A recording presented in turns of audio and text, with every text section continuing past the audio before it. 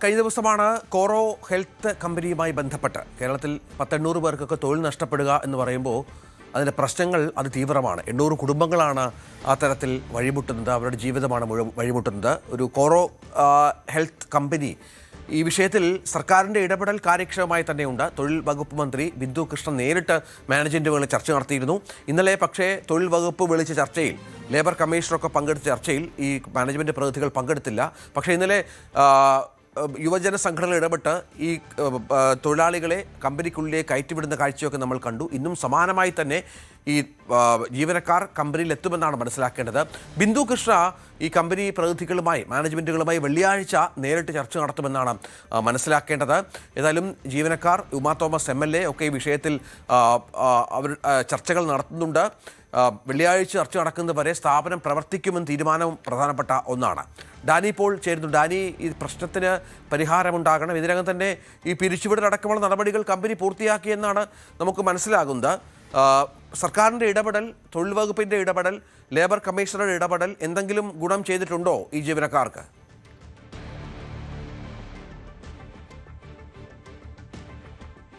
രഞ്ജിത്ത് പറഞ്ഞ ആ ഒരു വരി തന്നെയാണ് ശരി. കമ്പനി അതിൻ്റെ ഒരു നടപടിക്രമങ്ങൾ പൂർത്തിയാക്കിയിരിക്കുന്നു. പിരിച്ചുവിടൽ അടക്കമുള്ള കാര്യങ്ങളിലെ നടപടിക്രമങ്ങൾ പൂർണ്ണമായും പൂർത്തിയാക്കിയിരിക്കുന്നു.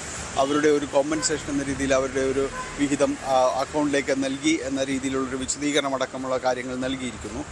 പക്ഷേ വിഷയം 800ഓളം പേർ 900 അടുത്ത ആളുകൾക്ക് ജോലി നഷ്ടപ്പെട്ടു. ഒരു സുപ്രഭാതത്തിൽ ഒരൊറ്റ മെയിലിൽ ജോലി നഷ്ടപ്പെട്ടു എന്നതാണ് അതൊരു വലിയ വിഷയമായിട്ട് കാണുന്നത്.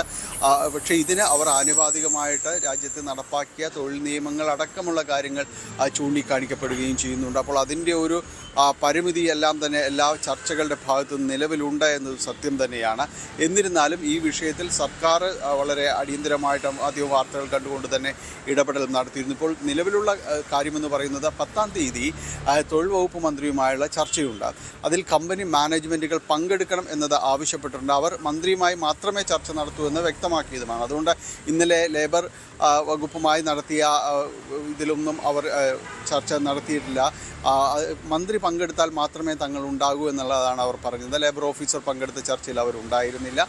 കമ്പനിയുടെ ലീഗൽ അഡ്വൈസർ മാത്രമാണ് വന്നത്. ആ ചർച്ചയിൽ ധാരണയായത് ഇത് മാത്രമാണ്. കാരണം 10-ാം തീയതി വരെയും ആ ഓഫീസിൽ ഇപ്പോൾ 600ഓളം പേർ കൊച്ചിയിൽ ഓഫീസിലുണ്ട്, കോഴിക്കോട് ഓഫീസ് പ്രവർത്തിക്കുന്നുണ്ട്. അപ്പോൾ ഈ ഓഫീസുകളിൽ അവർക്ക് കയറി ഇരിക്കാനുള്ള ഒരു സാഹചര്യം, അവിടുത്തെ ഒരു പൊതു സംവിധാനങ്ങൾ ഉപയോഗപ്പെടുത്തുക, ക്യാൻറ്റീനും അത് ശൗചാലയങ്ങളും ഉപയോഗപ്പെടുത്താനുള്ള ഒരു അനുമതി നൽകുക എന്നത് മാത്രമാണ് ഇന്നലത്തെ ചർച്ചയിൽ ഉണ്ടായിരിക്കുന്നത്. അവർ ഇന്നും അടുത്ത ദിവസങ്ങളിലും അവരെ തൊഴിൽ ചെയ്യാൻ കഴിയുന്ന ഒരു സാഹചര്യം ആയിരിക്കില്ല എന്ന് തന്നെയാണ് മനസ്സിലാക്കുന്നത്. അവർക്ക് ആ സ്ഥലങ്ങളിൽ അവർക്ക് ചെന്നിരിക്കാം, അവരുടെ സീറ്റുകൾ ഉപയോഗിക്കാം, അവിടുത്തെ പൊതു സൗകര്യങ്ങൾ ഉപയോഗിക്കാം. ഇന്നലെ അവർക്ക് അവിടെ പ്രവേശനം ഉണ്ടായിരുന്നില്ല. അപ്പോൾ അത് മാറിയിരിക്കുന്നു. വലിയ പ്രതിഷേധങ്ങളൊക്കെ ഉണ്ടായിരിക്കുന്നു. അപ്പോൾ അകത്ത് സാങ്കേതികമായി അവർക്ക് കയറി ഇരിക്കാമെന്നത് ആണ് ഉണ്ടായിരിക്കുന്നത്. ഈ ദിവസങ്ങളിൽ ഇന്നലെ തന്നെ ഉച്ച കഴിയുന്നതോടെ അവർക്ക് അവിടേക്ക് കയറി ഇരിക്കാനുള്ള രീതിയിലേക്ക് കാര്യങ്ങൾ ആയിട്ടുണ്ട്. ഇന്നും അടുത്ത ദിവസങ്ങളിലുമായിട്ട് ഈ രീതിയിൽ തന്നെ പോകും. 10-ാം തീയതിയും ഇത് തന്നെയായിരിക്കും. 10-ാം തീയതി വരെയും ഇത് തന്നെയായിരിക്കും അവസ്ഥ. അതിനുശേഷം ഈ മന്ത്രിതല ചർച്ചയിൽ എന്ത് തീരുമാനമുണ്ടാകുന്നു എന്നതാണ്. കമ്പനി അവരുടെ നടപടിക്രമങ്ങൾ പൂർത്തിയാക്കി മുന്നോട്ട് പോകുന്ന രീതിയിൽ തന്നെയാണ് ഇപ്പോൾ കാര്യങ്ങളുള്ളത്. ഏതെങ്കിലും രീതിയിലുള്ള ഒരു അനുഭാവപൂർവമായൊരു സമീപനത്തിൻ്റെതായ എന്തെങ്കിലും ഒന്ന് അവരുടെ ഭാഗത്ത് നിന്ന് ഉണ്ടായിട്ടില്ല എന്ന് തന്നെയാണ് മനസ്സിലാക്കാനായിട്ട് സാധിക്കുന്നത്. ഏതായാലും പ്രതിഷേധങ്ങൾ കടുപ്പിച്ചുകൊണ്ട് മുന്നോട്ട് തൊഴിലാളി സംഘടനകളും മറ്റു ബഹുജന സംഘടനകളും മുന്നോട്ട് പോകുന്നുണ്ട്. AYF അടുത്ത ദിവസങ്ങളിൽ 9-ാം തീയതി മാർച്ച് നടത്തുന്നുണ്ട്. INTUCയുടെ വക പ്രതിഷേധമുണ്ട്. DYFI കഴിഞ്ഞ ദിവസങ്ങളിൽ ശക്തമായ പ്രതിഷേധങ്ങളുണ്ടായിരുന്നു. ഈ ദിവസങ്ങളിൽ തുടരുമെന്ന് അറിയിച്ചിട്ടുണ്ട്.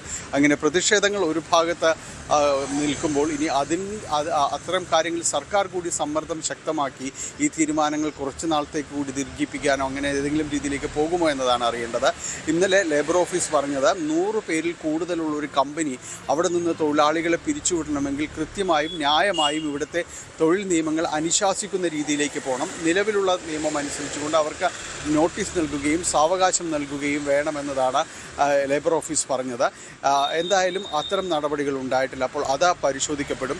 ഒപ്പം തന്നെയും വെള്ളിയാഴ്ച നടക്കുന്ന ചർച്ചയിൽ 10-ാം തീയതി നടക്കുന്ന ചർച്ചയിൽ മന്ത്രിതല ചർച്ചയിൽ നിന്ന് കമ്പനി നേരിട്ട് പങ്കെടുത്തില്ല എങ്കിൽ അവർക്കെതിരെ നിയമപരമായ നടപടികളുമായി മുന്നോട്ട് പോകുമെന്നാണ് പറഞ്ഞത്.